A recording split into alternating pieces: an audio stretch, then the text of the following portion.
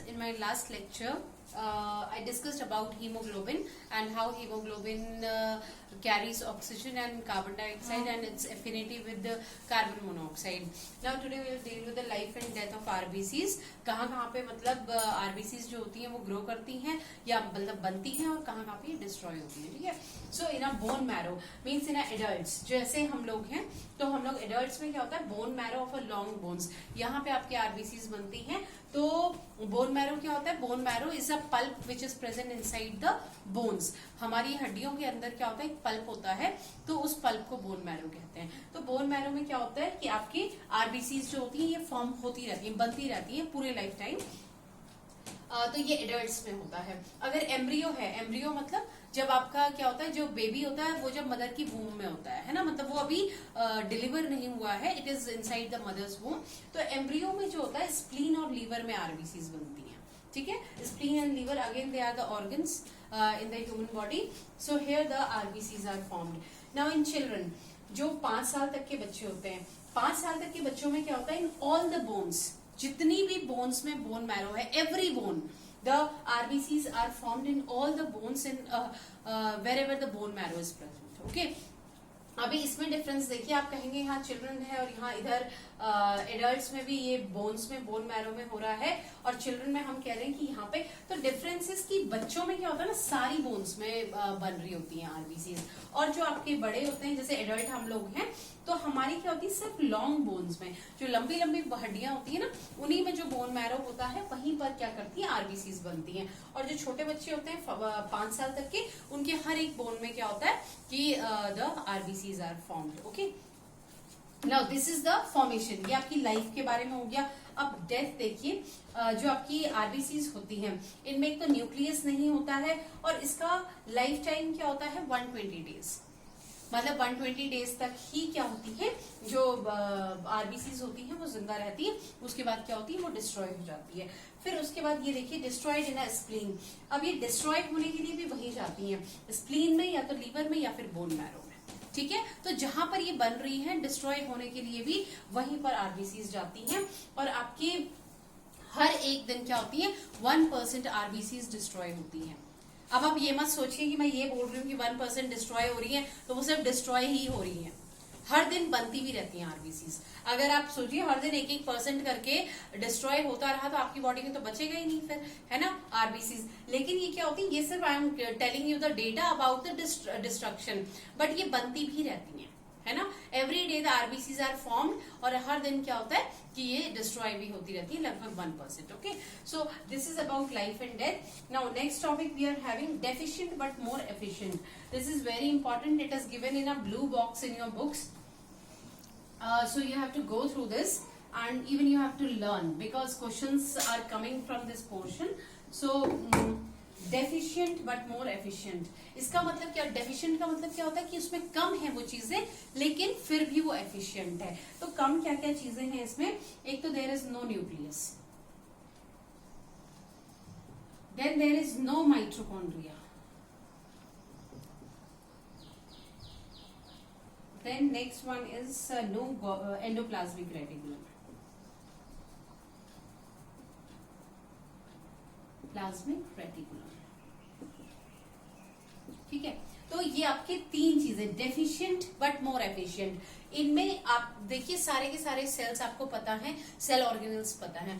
तो all the cells are having all the cell organelles, that is why they are efficiently working. मतलब क्योंकि सारे sales के पास सारे सेल ऑर्गेनल्स हैं और तब जाके वो बहुत ही अच्छा सा काम कर रहे हैं. लेकिन आप देखिए आपकी RBCs जो है वो भी सेल्स हैं, लेकिन उसके पास ये 3 चीजें नहीं हैं, और 3 चीजें नहीं होने के बाद भी बहुत ही एफिशिएंटली काम करती हैं RBCs. That is why it is called deficient but more efficient, है ना. तो डेफिशिएंसी देखिए, न्यूक्लियस नहीं है इसमें, और न्यूक्लियस नहीं होने की वजह से इसका शेप कैसा है, इट इज लाइक दिस. ये देख रहे हैं आपके बीच में क्या होता है, ये पिचका हुआ होता है लाइक दिस. ओके. ये ऐसा ऐसा और यहां से यूं, ऐसा ऐसा और यूं. तो ये वाला पोर्शन जो है, देखिए अगर मैं ये सेल को मैंने ऐसे, I have kept it like this. Okay. Cell को, तो ये आपको मैं साइड व्यू दिखा रही हूँ. अगर ये देखिए सेल को ऐसे करके मैं रखूं तो ये ऊपर से नीचे से मोटा लेकिन बीच में पिचका हुआ है, ऊपर से नीचे से मोटा लेकिन बीच में पिचका हुआ है। अब बीच में पिचका क्यों हुआ है? क्योंकि इसके पास न्यूक्लियस नहीं है। अगर न्यूक्लियस होता तो इसका शेप ऐसा होता, इस टाइप से कुछ होता, क्योंकि न्यूक्लियस क्या होता है, बीच में मोटा सा होता है, तो इसका शेप कुछ इस तरीके से होता। तो यहाँ देखिए हमारे पास शेप इस तरीके से है, इस तरीके से नहीं है, because RBC do not contain nucleus and this presence of absence of nucleus make it easy for RBCs to compile together. ये मैंने आपको पहले भी बताया था कि पतला होने की वजह से क्या होती है कि आरबीसी पाइल अप कर लेती हैं। जैसे मैंने आपको अभी लास्ट वीडियो में बताया था कि जैसे आपकी रोटियां होती है ना, आप एक के ऊपर एक रख लेते हैं, तो वैसे ही आपकी आरबीसी जो होती हैं वो एक के ऊपर एक पाइल अप हो जाती हैं और आराम से कैपिलरीज में मूव कर सकती हैं।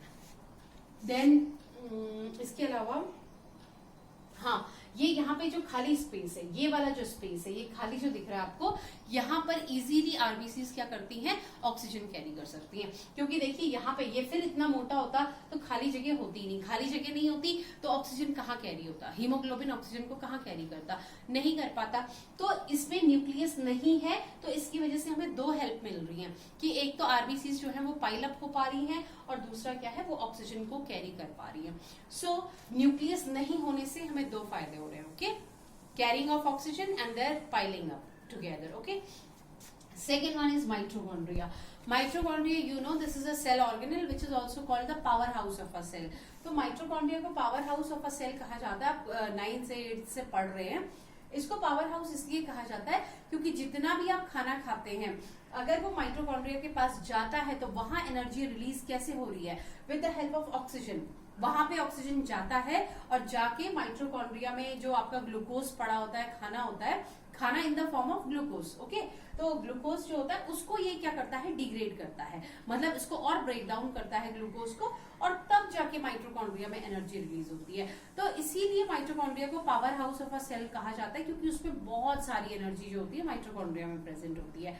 अब देखिए आपकी आरबीसीज के पास माइटोकॉन्ड्रिया है ही नहीं, इससे हमें फायदा क्या हो रहा है, फायदा ये हो रहा है कि माइटोकॉन्ड्रिया जो है वो क्योंकि ऑक्सीजन को कंज्यूम करता है और तब जाके एनर्जी प्रोड्यूस करता है।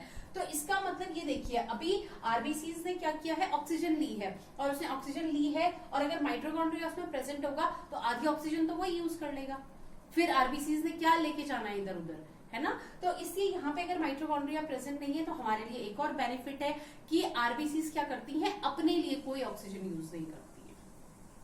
Getting what I am saying, RBCs क्या करती हैं, अपने लिए कोई भी ऑक्सीजन यूज नहीं करती हैं, because mitochondria is not present there. If it would have been present there तो माइटोकॉन्ड्रिया को खुद ही काफी सारी ऑक्सीजन चाहिए होती, और खुद काफी सारी ऑक्सीजन चाहिए होती तो वो फिर ट्रेवल क्या कराता ब्लड में, है ना। तो माइटोकॉन्ड्रिया नहीं होने से we are saving oxygen. Next one is no endoplasmic reticulum. अब एंडोप्लाज्मिक रेटिकुलम नहीं है तो ये क्या करता है, ये आरबीसीज की फ्लेक्सिबिलिटी बढ़ा देता है। एंडोप्लाज्मिक रेटिकुलम का काम क्या होता है ना, कि सेल की स्ट्रक्चर को मेंटेन करके रखना। ये थोड़ा क्या होता है, रिजिड स्ट्रक्चर होता है, थोड़ा हार्ड सा स्ट्रक्चर होता है, तो उसकी वजह से क्या होता है कि सेल का शेप बना रहता है। अभी यहाँ पे हमारे पास एंडोप्लाज्मिक रेटिकुलम है ही नहीं, तो इसकी वजह से आरबीसीज क्या होती है, फ्लेक्सिबल हो जाती हैं। फ्लेक्सिबल मतलब अगर उन्हें थोड़ा सा कॉम्प्रेस भी होना पड़े, पिचकना पड़े, तो वो आराम से पिचक के छोटे स्पेस में भी चली जाती हैं। तो यहाँ पे एंडोप्लाज्मिक रेटिकुलम नहीं होने की वजह से जो आरबीसीज है वो इजीली फ्लेक्सिबल है and they can move in a narrow path also. Okay, so no nucleus, we are saving what, we are having the space for oxygen here and we can also pile up the RBCs. No mitochondria means no use of oxygen for itself, है ना। तो RBCs are not using any oxygen for itself, इसका मतलब वो सारा oxygen क्या करेंगी, body में ही ट्रांसपोर्ट करेंगी। देन नो एंडोप्लाज्मिक रेटिकुलम मतलब हमारे पास क्या है, बहुत रिजिड स्ट्रक्चर नहीं है, फ्लेक्सिबिलिटी है आरबीसीज में, तो छोटा स्पेस भी होगा तो आराम से आरबीसीज जो है वो निकल जाएंगी वहां से, ठीक है। सो these three things are not present in the RBCs, still they are very efficient. Okay, so this you have to go through, it is specially given in a box and you have to read this and इसका detail भी आप पढ़ लेना। उसके बाद you are having one more box, more about the number of RBCs, कहाँ पे कितनी RBCs present हैं, कैसे कैसे होती हैं, तो that you have to again you have to go through. Then you are having white blood cells, So white blood cells we'll discuss in our next video. Meanwhile, please go through this life and death and more efficiency of the RBCs. Okay, so please go through the text. Thank you.